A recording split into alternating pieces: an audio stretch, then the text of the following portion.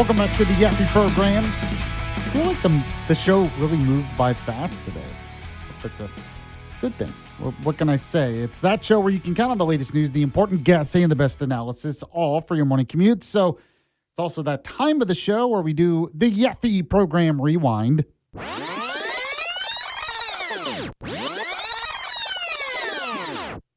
All right, and the Yaffee program rewind is brought to you by Jay's Appliance Outlet. They got some big summer savings going on right now at Jay's. Now, they're located off 72 in Athens. And if you need maybe a new refrigerator, washer or dryer, dishwasher, microwave, oven, stove, gas, or electric, they can help you out with that and much more at Jay's Appliance Outlet. And, of course, what they really specialize in is they service what they sell. So you can understand that it's going to last a while. It's going to last a while at Jay's Appliance Outlet. So go today. They're located off 72 in Athens. It's kind of past the Dollar General there, right before the Pep Boys, over there on 72. Or find out more, dial pound 250, say the keywords Jay's Appliance Outlet, pound 250, Jay's Appliance Outlet, or go to the website, see what they got, some of the latest deals right now on the website, jaysapplianceoutlet.com, jaysapplianceoutlet.com. When you go, let them know Yaffee sent you. All right. So we started the show today talking about the latest with Iran. And the latest on the deal is, well, it's been signed, this memorandum of understanding. We have 60 days now to make a much better deal. And I have to say, now we have to want this to succeed. You know, I'm not a fan of this memorandum, but it's in place.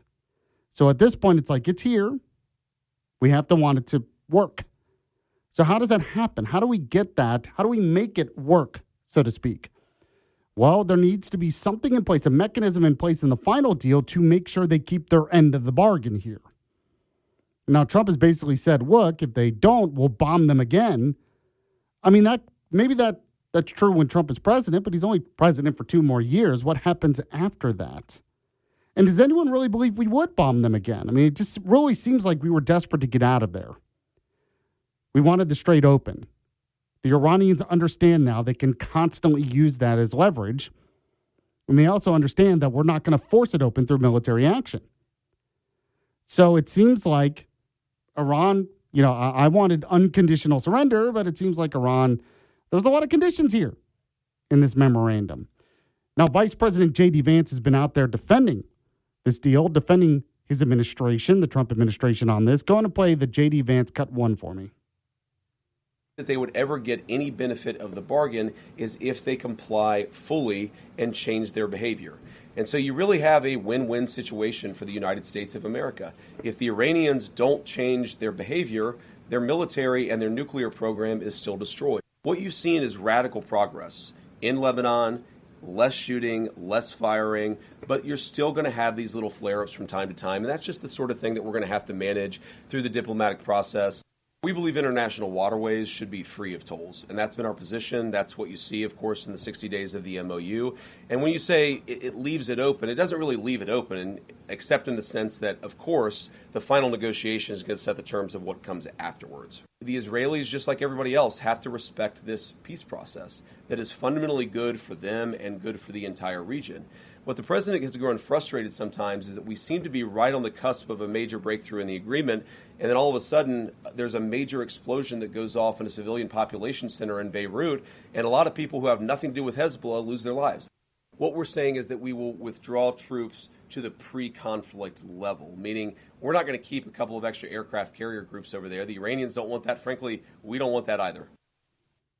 All right, so we talked a lot about that. The podcast of that segment is up. Of course, we have the Alabama bullet points as well. I'll post that on my social media. So you want to like the Yaffee Facebook page or follow me on X at Yaffee and see that.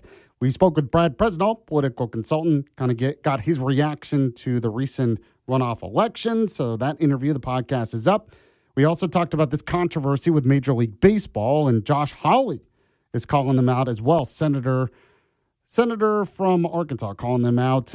Go ahead and play the Josh Hawley cut for me.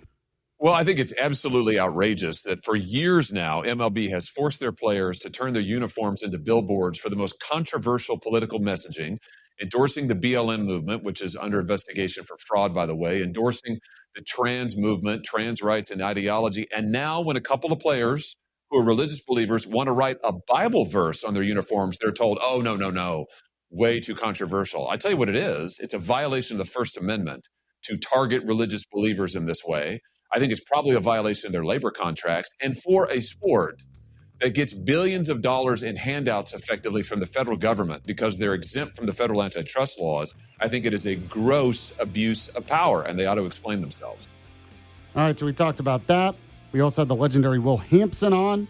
We had John Wall on, who's going to be our next lieutenant governor. We had Walker do What's Trending, the podcast of the whole show up on the website, WVNN.com. Thanks to Walker for producing.